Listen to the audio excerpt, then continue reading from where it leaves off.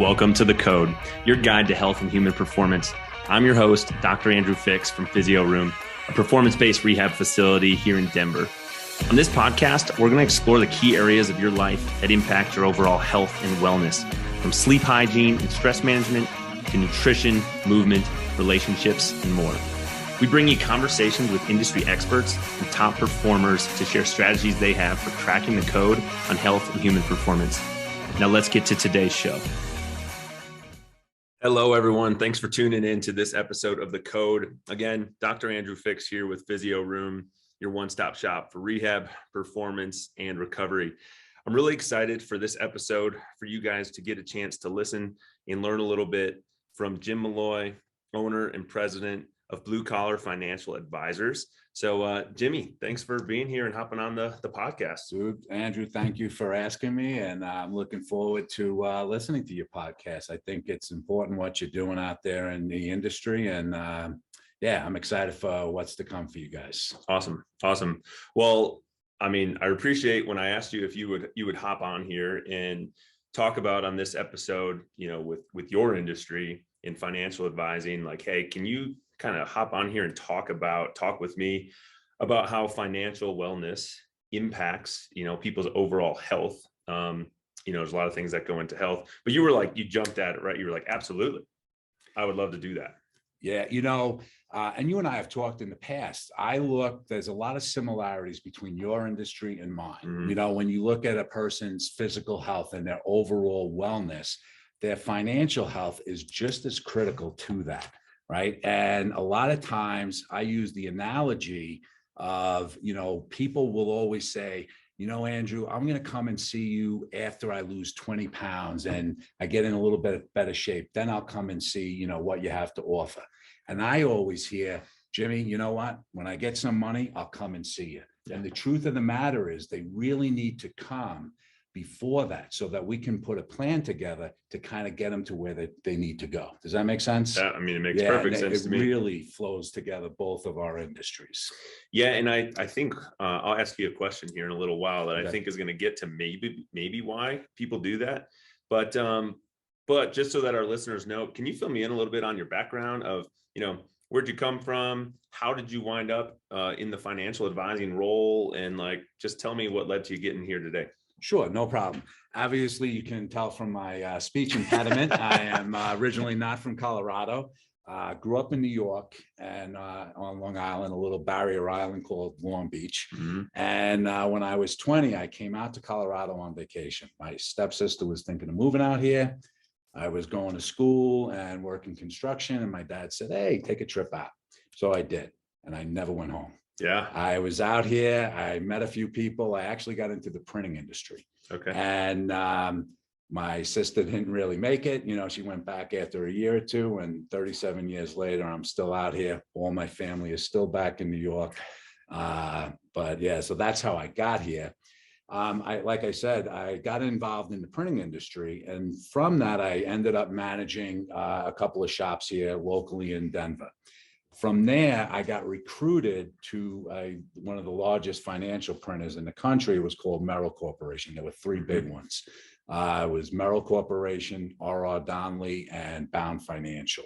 And what I was to do was I was calling on publicly traded companies, large mutual funds, and insurance companies, and doing the things that most people don't read, the prospectuses. So I would file with the SEC, mm-hmm. all of those documents, and then distribute both domestically and internationally.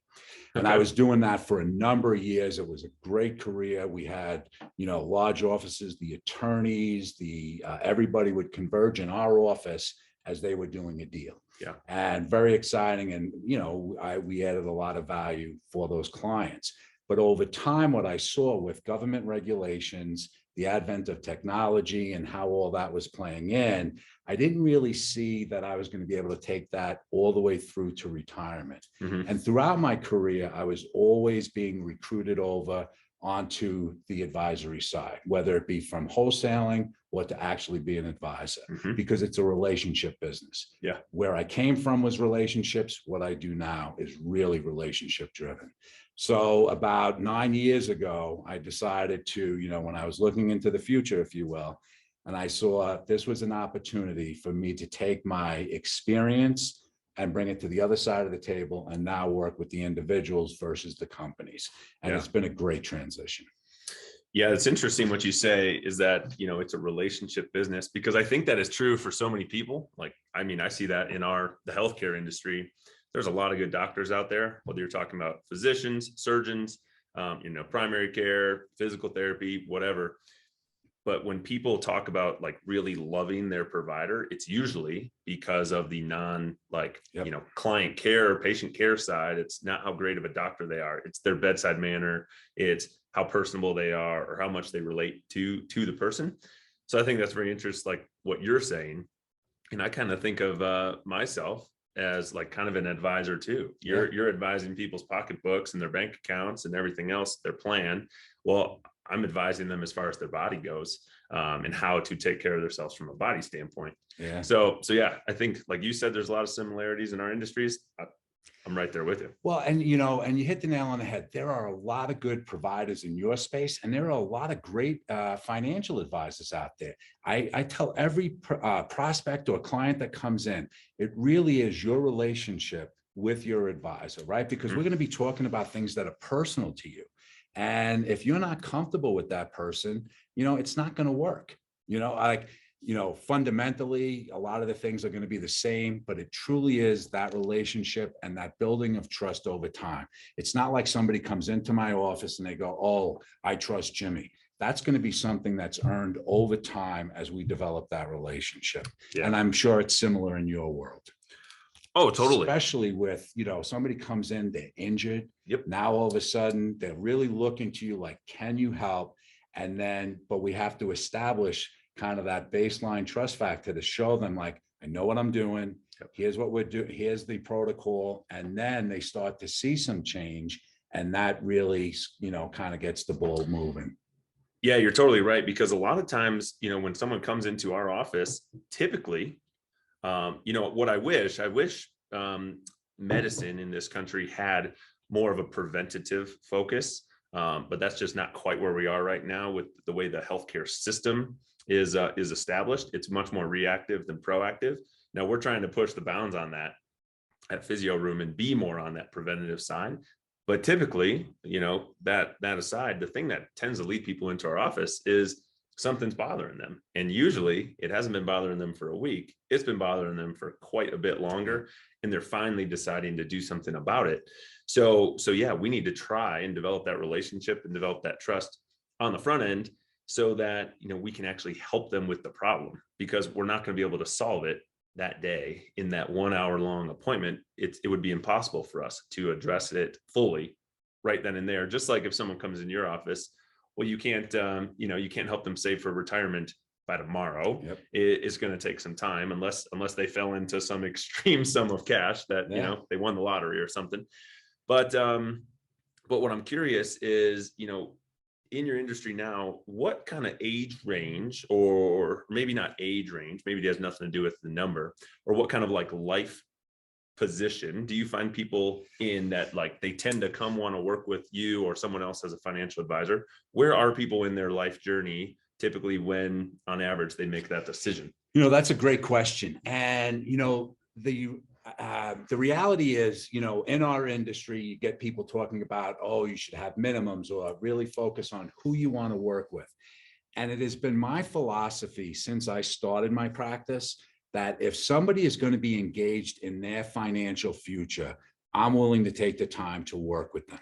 Right. So, sometimes ideally, when you look at a demographic, right, you would say, oh, somebody between 35 and 65, they have a lot of assets. Oh, that would be a perfect client. But the truth is, somebody just starting out in their early 20s, to be able to give them the advice to open up maybe a Roth IRA, something to get them started for their saving for their future, and really show them that over time, that is going to make a huge impact on the decisions and the lifestyle that they'll be able to lead all through their life, right? So even somebody starting out that's, young and, just getting, just kind of starting out on that pathway, if they're engaged, I'm engaged. And, I really look at, Andrew, it's more the psychographic versus the demographic. And the reason I say that is, somebody can come to me and, they have some issues that need to get resolved, right? And really with a financial plan, we're able to see where the gaps are, or where, kind of from an analytical standpoint, what's going on. But if they value advice, that's going to be a good fit. Yeah. If somebody's going to come in, probably similar to you, they're coming in asking you for help, but if they're going to tell you how the PT is going to work, that's probably not a great fit. And that's the same in my world. If somebody's going to come in, ask for help, but then kind of tell me how to deliver that help that they need, not a great fit. So yeah, I'm with you on that. And in every provider, is just a little bit different. I absolutely love making decisions about people's health with them. Like I like making decisions with the client, not for the client. But you're totally right in that, if the person we're working with is like objecting to or having a question, and they're just like really skeptical about every single step along the way, sometimes it'll feel like, maybe they're not fully ready, in that headspace to like, let's make this change. They're like kind of stuck in that situation that they've been dealing with. But then on the flip side, sometimes we'll have clients who, we'll ask them questions about, well, what do you think about doing this? This particular treatment, I think this will help you out. And then their response is, hey, you're the doctor, whatever you say, let's do it, because I'm up for anything. And honestly, I don't think it's because they're saying, hey, you're in charge, you just decide. But I think it's because of where they're at mentally with like, I just am ready to solve this problem that I've been dealing with. So let's do it. And they're ready to put like all their chips in the table, to like, let's just address this, and whatever you think is going to help, I'm willing to try it. Those are the people who we end up seeing a lot of success with, because they're just fully invested in making the change that we're trying to see happen. And, I have a similar experience with that. That's how I kind of see it as well. That, it's like, we want to be collaborative in making the decision, because as I always tell people, this is your money. You've worked real hard for it. Yeah. I will be a good steward, but ultimately it's your decision. But when they come in, they do recognize that I do have the experience, and they are looking for that direction. And to be able to do that, and then, like you said, we start down that road. If things need to shift, we can, but they are really looking for that guidance, and that's what we provide. Yeah, you use the term guidance. I like to use the term plan. It's really the same thing that we're talking about. Like, that's what we see when people come in our office is, they're dealing with an issue. This is where they are. This is where they want to be. And there's steps along the way of how you're going to get there. They're looking to us to help them create that plan, like, because they're not quite sure. Otherwise, they probably wouldn't have wound up in our office in the first place. If they already knew the plan, well, they wouldn't need to be there, because they'd already be on their way. And I feel like that's the same thing you're trying to give people is, you tell me this is where you want to be when you retire or at a certain point in time. Let me show you how we can get there in a stepwise fashion. And that's a great point, right? Because a lot of times I'll get people, they'll come in and, I always like to ask the question, what do you think I really do? And, like 9 times out of 10, it's like, well, you do investments. Yeah. And, investments is just one of the areas that we look at when we look at somebody's overall financial health, right? And it really is, when we put a plan together, we have to start with a foundation, right? And the foundation from financially is, your cash flow, income and expenses, and then risk management. Do we have the proper, insurance in place, for our life, for our property, for our income and our health, right? Yeah. Those things have to be addressed. Now, I don't do all of those things, right? Like, there's property and casualty people, but from a financial plan standpoint, once we understand how that's set up foundationally, then we can really start building out the plan. Yeah. And it's not a magic wand where we wave it and I give you this beautiful document and I say, good luck, hope in 50 years you make it, right? This is an ongoing living and breathing document, because life changes, things happen, jobs change, family grows, all those things. And we try to do our best over time to really always make sure that whatever your goal is, that the plan is addressing that and that we're on track for that. Because it really isn't about, some people like, well, they like to look at the markets and they're like, how come the market's up? Where are we? And the truth is, we have to do well with those things, but ultimately are you on track for your plan? Yeah. And if you are, then that's how we're going to judge our success, in all of those areas. So. Yeah, that makes sense. And you started to talk about, protecting, your assets and things too. You mentioned insurance and casualty plans and whatnot. And we're going to talk to on this show, we're going to talk to our buddy Matt awesome. about that topic from the insurance side and how, how do you protect the things that are yours in case something does happen, because inevitably something's going to happen. Maybe you live in an area where you're prone to natural disasters like a hurricane or something. How do you make sure you have the plans in place to withstand those things without setting you back for years and years to come? If I could just take a second, when I think about planning, and you brought up a good point, right? How much, like a lot of times clients go, well, how much do I need? Like, because I do life insurance, and they like, how'd you come up with that number? One of the great benefits of having a financial plan in place, because the plan is agnostic. We're going to take information in from you based on your goals, start looking at, okay, here's where you are, here's the gap. This is how I came up with that number. It's not like I just pull it out of thin air and they go, oh, is he just getting paid something for that? It's really based on the information you've given me. And I think it's really valuable from a client standpoint when they can see, oh, this is how we arrived at that. Whether it be even from, that's the insurance side. If somebody says, I'm looking to retire, nobody knows if they're in their 30s when they're actually going to retire. But if we can say from a baseline, if we say this is what it costs to run your household today, then we can extrapolate out into the future, right? And say, just to maintain your current lifestyle, this is the savings plan that we need to kind of put in place. And that makes sense, because it's like, do I need $1 million? Do I need 5 million? It's really based on you, Yeah. And I mean, that makes sense in my mind of, I like seeing how the plan was created. I'm not necessarily a numbers person, but I'm a science person. And I like understanding, like, how did that happen? And, when it comes to the body and mechanics and all that, like, I nerd out on that stuff. So if someone can explain to me, how did you get to the number that you got to? And that'll make sense totally in my mind. So one thing that I also think is similar probably between your industry and mine is, I know one of the things that's often a challenge for me is when I have a client in the office and they're dealing with an issue, is I find myself being like personally invested in their progress. And, there's a lot of things that go into whether someone is improving or not from a physical standpoint: sleep, stress, what they're eating, what they're not eating, drinking, smoking, you name it. Are they hydrated well enough? And all that's going to affect how their progress is from like a pain standpoint, say back pain, for example.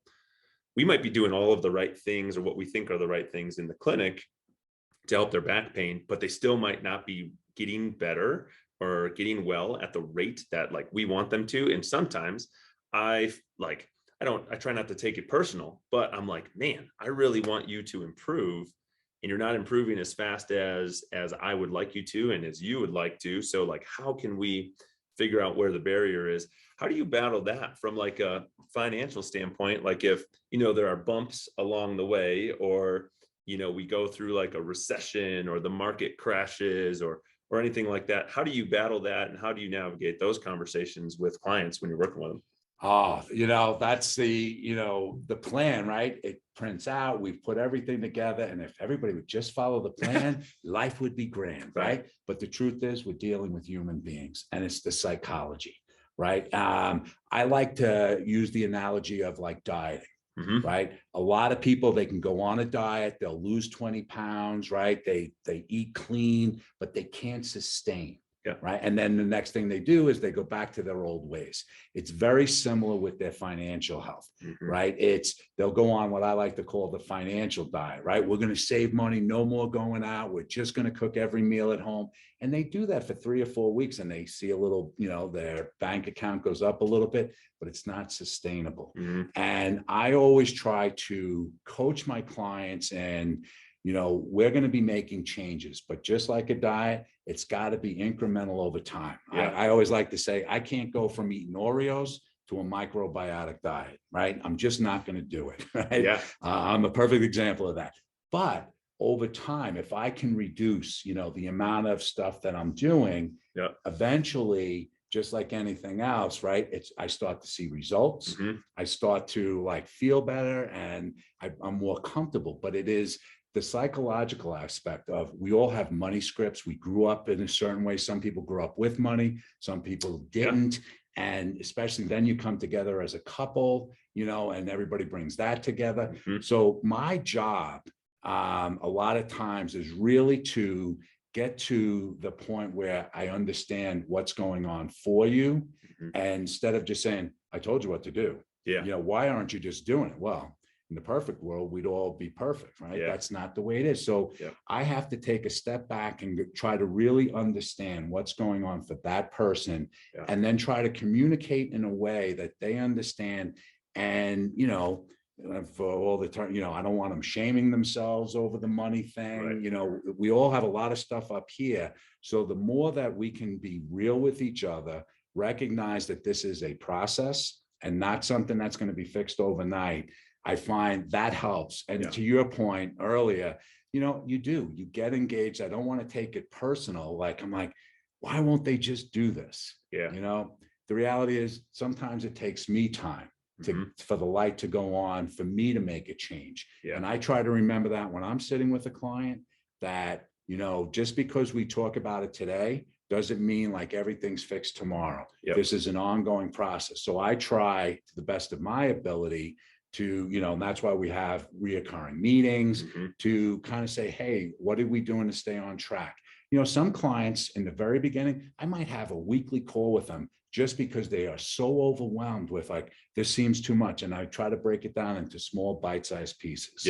And by doing that and really getting them to see, wow, I've got some momentum. I am doing some things differently. This feels good. I joke a lot of times, I'm like the neighborhood priest. I've heard it all, because a lot of times what I've noticed is people will come in, they feel like they should know more about this than they do. They feel like they should have started or done a lot of things differently. But the truth is, most of us have made mistakes, and I share some of my financial mistakes along the way that I've made in my life based on emotional decisions, things like that. So it really puts people at ease. Nobody's perfect. We all think, right? Everybody else is doing this right. The truth is, everybody's got their challenges. This is yours. Let's work on yours. You're taking the time now to address it. Let's move forward. Yeah. And I think I fell into that situation where, I felt like I got kind of my start into studying up some of these plans and accounts for saving and whatnot, at a late stage. But then as I've talked to other people in the same shoes as you, I've found out that maybe that's not the case, but that's how I felt at the time. Man, I should have been doing this a long time ago. But you're totally right that all of the stuff that, that you grew up with, all of the different inputs and stuff, how you were raised, how your parents, whatever their financial acumen or the way that they did things was, that affects your mindset dramatically. And yeah, it's like you said, the relationship and the trust that you have to have established. People may make decisions and maybe they share some things with you. Maybe they don't share all of the decisions with you or all of their psychology with you. We see that on the physical therapy and healthcare side, where we may give our client a plan of hey, here are the 5 things that I want you to do outside of the office until the next time I see you. I want you to do them once a day, so then maybe they come back and maybe they have not done those things, but maybe they tell us they have. And then, they're maybe ashamed to tell us, oh, I didn't do the things you asked me to do, and now my back still hurts.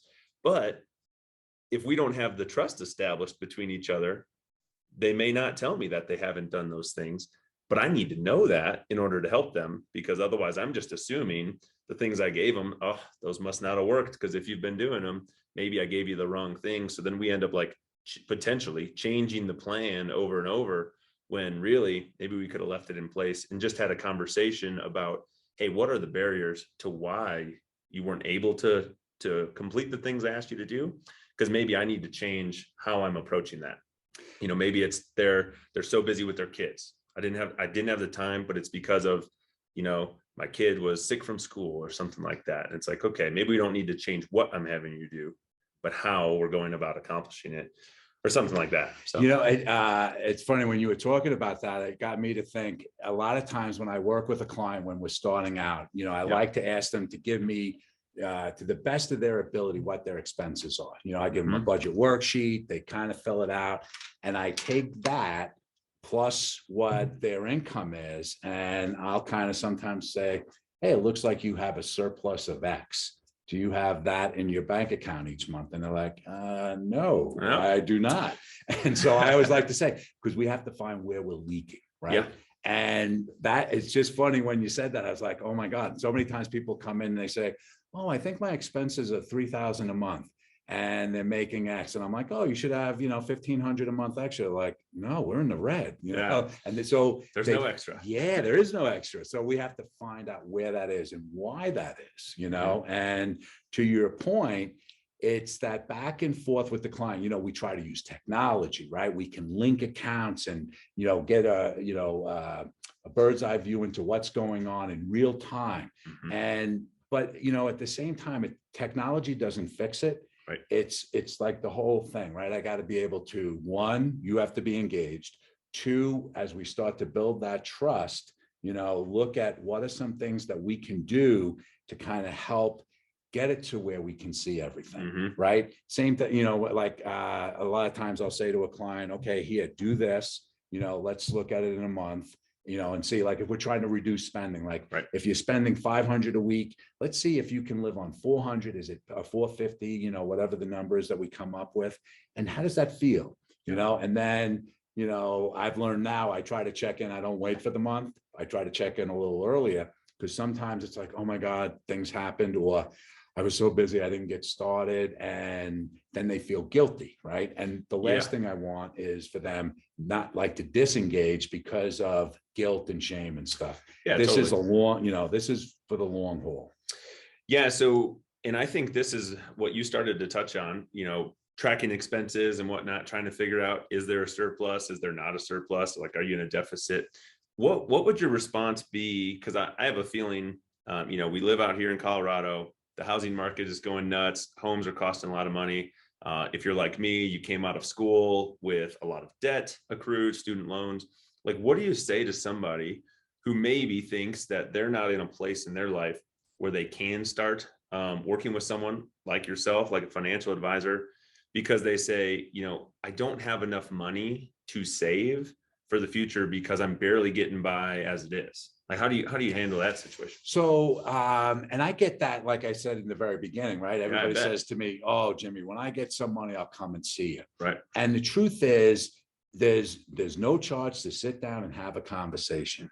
And my goal always in the very beginning is just to kind of see, where are you at? What's keeping you up at night? A lot of times, and I'm sure you understand this, we take things and we put it in our head and it starts spinning, and it's like we make it really worse than it truly is. Yeah. So sometimes the value that I can bring is kind of, well, let's look at it realistically. Let's put it out on the table. Let's shine the light of day on it and see really where you are. And then from there, we can make some decisions. Because you're right, there are some times where somebody comes in and there's not a lot of extra. But just setting up that plan of, here's what we're going to start saving and here's how we're going to do that, gives them some hope. Then, as you know, it's kind of like with your physical health. Once you start somewhere, next thing you know, like, oh, I think I can tackle this area. And now all of a sudden, what went from I have nothing to, wow, we really are starting to accumulate some things. Right. And, sometimes we have to have hard conversations in the sense of, that you're young, you're out of school, you're making decent money, but you're also, maybe living in a lifestyle that you really truly can't afford. And so it comes down to having those conversations with you. What is most important? Yeah. Because, yes, it's nice that we get to go out and we can do these nice things, but when we really don't have anything set aside for like an emergency, that's probably not the best decisions. I also like to joke. I'm like, I'm not your dad. I'm not going to tell you how you can and can't spend your money, right? But I can help you understand the consequences of those decisions as those come up. And you'd be amazed, like when you sit down, it's not painful. When we start to try to make adjustments. And I think sometimes when it's up in our head, it's like it becomes catastrophic. And we're like, it's never going to get better. I'll just keep, what? Maybe in a year or two, I'll go see somebody like that. But if I just keep my head down, work hard, hopefully things will work out. Yeah. And that's just not a great strategy. And that's my overall goal is always from an education standpoint is, coming to see an advisor. It's not just for the rich and famous. Yeah. That's where I came up with my brand Blue Collar. I recognize that most regular people, right? We're out there, we're working hard. We need advice, right? And that's my job to bring that to the table to people who really, they don't think they can afford it, but truly it is a conversation that they need to have. Yeah. I always say, everybody needs my advice. Not everybody wants it. No, that's right. That's the truth. And I feel the same way. I feel the same way about me. I feel like I can, or our business, I feel like we can provide advice to everybody. Maybe everybody doesn't want to hear it. Yeah. But no, and I love the name Blue Collar because, like you just said, financial advice is not just for the rich and the famous. And your name kind of encompasses the majority of people, right? Because most people are, quote, just normal people. We're not the 1%, or we're not the very, very bottom 1%. Most people find themselves somewhere in the middle. And yeah, I mean, you use the term strategy. We're going to talk a lot about strategies on this podcast because it's all about like creating a plan that's unique to you and helps your situation, because your situation and your strategy for how you save in this case, or set yourself up for the future, might not be the same as what someone else is, even if you're making the same amount of money as that person. Your strategy might look different because you're different people with different goals and different lifestyles. I know my wife and I, like, we're much more big experience people rather than material things people. So you'll probably never see me driving the most expensive or fanciest car. That's just not something that's that important to me. I don't really care. As long as it's safe and it gets me from A to B, that's what I need it to be. And, when we start having kids, as long as my vehicle's safe for those kids, I don't care if it costs $100,000 or $30,000. I want to spend my money on other things, on going and taking a trip with the family, or on buying something for my mom or my dad or something, like, not for me. I don't care if I have the nicest things. So in that sort of situation, this leads me to another question for you. How do you adapt your plan when people's life circumstances change? And you don't have to go into like a individual answer like for me or anyone else, but maybe you start working with someone who they're single, they have no kids, and you put some strategies in place, but then their life starts to change. They meet the love of their life. They never thought they were going to have kids. Now their plan changes. Oh, we have a baby on the way. How do you work with them to adapt their plan based on when their life changes? Well, that's, and I said this earlier, a financial plan is not a one and done document, right? It is really, I like to say, it's like a living, breathing entity that it changes as your life changes. So when we start out, like you said, maybe somebody is single. So we want to make sure that they have cash reserves set aside out of the gate, right? Because they're their only income, they want to make sure they have things in place. They start saving for the long-term future. Maybe they have goals of buying a house. So it depends on what the goal is. Then we look at, based on that goal, what's the best way to achieve that, and look at what's in the tool bag, if you will, to meet that goal's need, right? And then, life changes, right? Now we're going to get married. So now we're thinking about two people.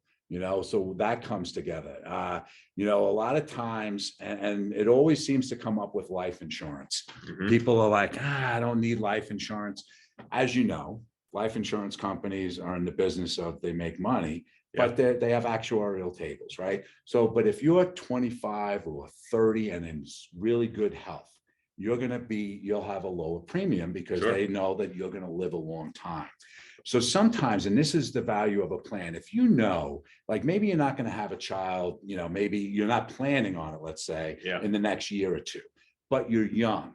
And based on your overall strategy, the strategy for your plan, we might look at, even though right now it might not be necessary that you have the life insurance, but getting you approved at a younger age guarantees insurability for older. So that's how the strategy of that would work. It doesn't, I don't want to just say, oh, get life insurance, but knowing that you might have a child in 2 years, we want to get you, if you will, underwritten now while you're healthy, because that's going to lower the expense long-term.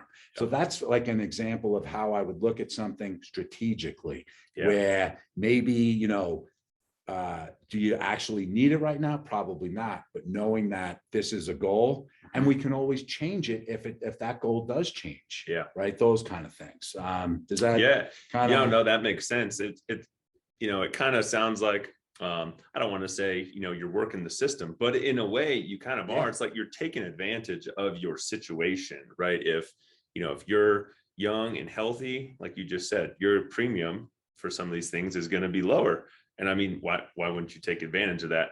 It's kind of the same to me as thinking about, health insurance is, a lot of times the reason that health insurance premiums are set that the way they are is because the health insurance organizations are making sure that they have the money in the bank to pay for the people that are really using the healthcare industry. They're on a host of medications.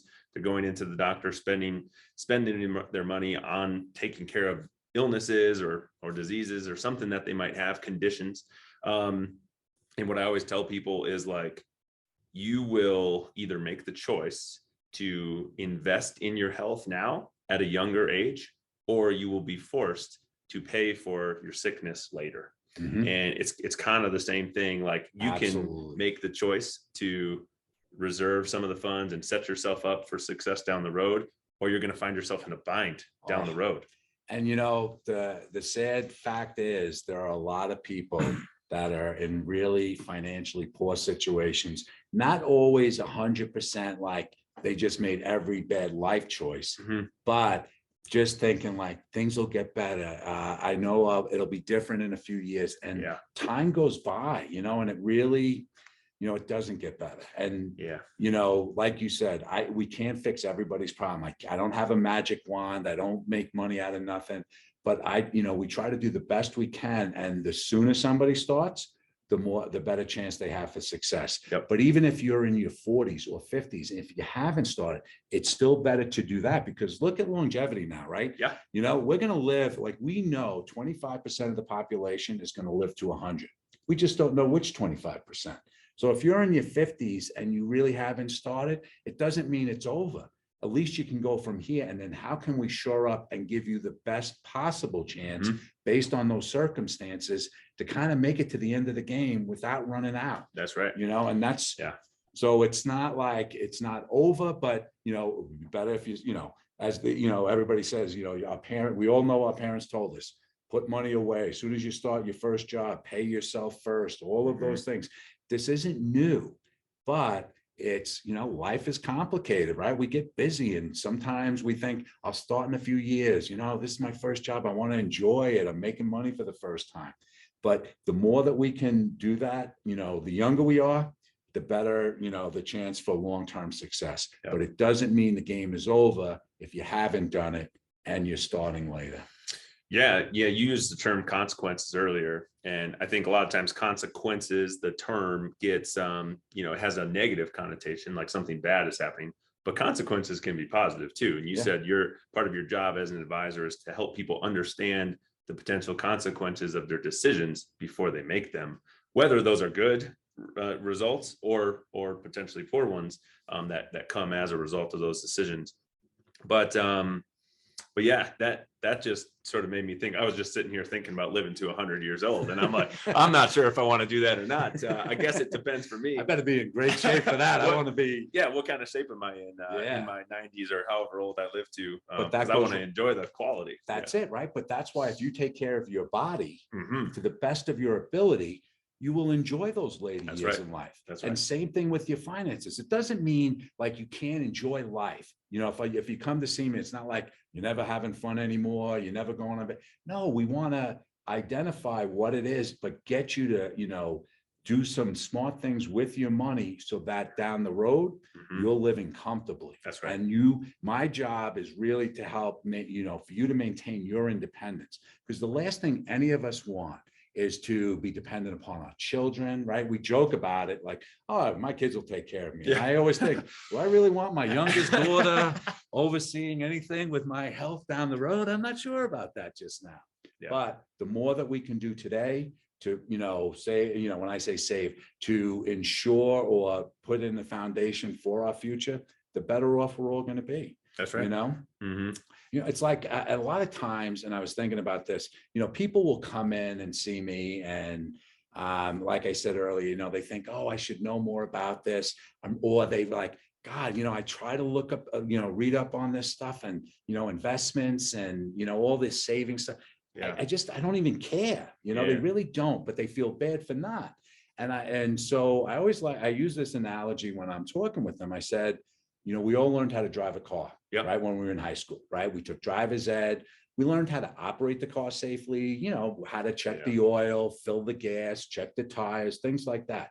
But you didn't have to become an auto mechanic to drive. That's right. And the same is true with your financial health, right? You do not need to become a financial advisor. My job is, though, to help you understand the vehicle that, if you will, like the financial vehicle that we put you in.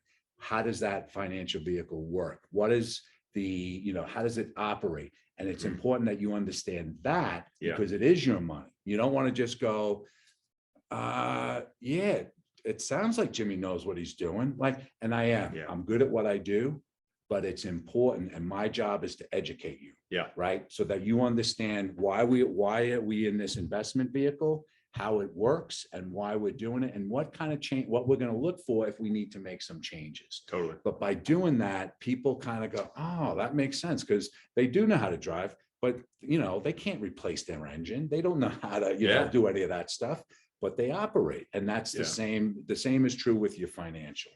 Yeah. And, you know, I grew up in a household where I have a father who very much is blue collar, just like the name. And he is an extreme handyman. Like, he can do so much stuff on his own, whether that be fixing cars or doing things to the house or this and that. And it really took, like, that's kind of how I got used to, I didn't learn all the stuff from him because I was busy going and playing sports and playing video games when I was younger. And I just always wanted to be doing something, not taking the time to learn from dad. But it really took me a mindset change to like get behind what you just laid out and what you just portrayed there, because I used to be that person where I thought, like, I want to learn how to like do this all on my own, because one, I feel like I should know how to do this stuff. I hear some of my friends talking about investing and buying stocks of this and that. Oh, I don't know what they're talking about. But also part of the reason was I feel like it's going to be cheaper if I do it my own rather than paying someone else for this. But it really took a mindset shift for me to realize, look, I went to school for a particular expertise in healthcare. I did not go to school to be an auto mechanic or to be a financial advisor, nor do I want to be, right? Like, that's not what I'm passionate about. I want to invest in the help of someone else who is passionate about and has the expertise in that, because even though it might cost me a little more in the long run, it's going to benefit, like, they're going to save me more in the long run too. And paying them is essentially paying myself too. Like, but that was a hard thing for me to get over at the time, until I finally like started putting these puzzle pieces together. Like, look, I could paint my whole house and it would take a lot longer. I probably wouldn't do as good of a job as a professional painting company. I'll pay them a little bit more to do it, but they're going to do a better job. It's going to get done so much faster than if I do it myself. I'm going to have much less stress over it because I don't have to do it, and I don't have to stand at the store and figure out all these colors and all this stuff. And it was like a no-brainer to me. Yeah. So I don't know. That's where I go from that. No, it's when you think about that, time and money, we hear all those things. Yeah. And one of the values that I bring when I'm working with clients, it's that behavioral finance, right? Mm-hmm. Because what truly happens, and you kind of hit the nail on the head. I should do this myself. It will be cheaper and all of those things. But when we watch, and there was a study done by Vanguard. So if people know Vanguard, they're a no load fund, and they did a thing of the value of having an advisor. Because what happens is, and you see it with market volatility, right? Somebody invests in, just say ABC fund, and it's at the top tier, they're doing well, but then the next year it's at kind of towards the bottom. So what happens? The client bought high because the fund was doing well. Yeah. Right. And then when it went down towards the bottom tier, they got scared and they sold for a loss. Right. So they bought high, sold low, which is the opposite, right? You're supposed to what you want to do. Buy low, sell high. And, it sounds so easy, but the truth is we watch the news and it's like Armageddon out there, like, oh my God, the world's coming to an end. And so what do clients do? They're in their 30s or 40s. The truth is you're not retiring for another 20 or 30 years. You're going to see 2 or 3 more presidents. So it really doesn't matter. When I say this, we pay attention, but truly it doesn't matter what they do today because your money has time. Yeah. But what do people do? They get wrapped up in fear, and we don't make great decisions when we're in fear, right? We're like the fear of loss. Oh my God, I'm going to lose all this. Even when you look at, and a great example of that was, 2008 and 9, right? Now, I'm not talking about people who, lost their jobs and truly had to do whatever it took just to keep their family going. I'm talking about the people that, they were okay, that now they were watching the markets. The markets dropped 50%. That is not palatable, right? But if you didn't make a decision in fear, right? You held the course, that your money was back in less than 17 months. So it was less than 2 years you were back to where you were, right? Yeah. Now, a lot of people, what happened was the markets are coming down, the fear mongering is going on, and they just, the noise, they can't keep the noise out, and they sold when it was 20, 30. Some still haven't gotten back in, right? They were that afraid, and they can never recover from that. Yeah. And so, like a lot of times I like to say, my job is to keep the clients in, close the window, stay off the ledge. Yep. We're going to work through this. And that's where having the conversations, having a plan and saying, look, I know this is uncomfortable. I know that what's going on in the markets right now does not feel good, doesn't look good. But here's the deal. You're still on track. We're not underwater. We're not going to make any crazy decisions today. Because like I said, it will change. Right. It doesn't mean set and forget and never look at things. But at the same time, it's not every time you turn the news on, call up and go, sell. Like, that's the worst thing we can do. Yeah. And you even hear some of the big money people, like when the markets are down, those are opportunities to get in because now you're buying, you're getting into the market when it's low. Yeah. And, but yeah, it's like, I'd like to say it's always about, everybody loves when the markets are up and they're like, oh, Jimmy, thank you. Or they actually don't call you when the markets are up. They're happy that the markets are up. But when do I get the call? My account's down 10%. Yep. And that's when we have to have that conversation. Like, it's okay. I've taken a couple of calls, recently because of inflation, and they want to know, like, what should we do? And, it's not just a blanket answer. But the first thing is we have time. Yeah. And, we're not going to, we're not selling out of everything because of this. We're paying attention. Mm-hmm. We're going to see how this kind of plays out. The Fed, or, things that are, in play, but ultimately it is, we're on track, right? This is what your goal is. It's not, you're not retiring this week. You're not retiring this year. Yeah. So we're okay. And we have time and we're situated to weather the storm. I guess that's the, when you really look at a financial plan, it doesn't fix everything, but what it does is it allows you, when you're in these tumultuous times, to kind of weather that storm, to go, okay, I know where we're going. This is uncomfortable, but we can adjust. Yeah. Yeah. And I mean, honestly, I think that what you just laid out is like a great kind of summary of the conversation that we just had. And like, in a way, kind of wraps it all up. So obviously, you guys who are listening to this, your time is valuable.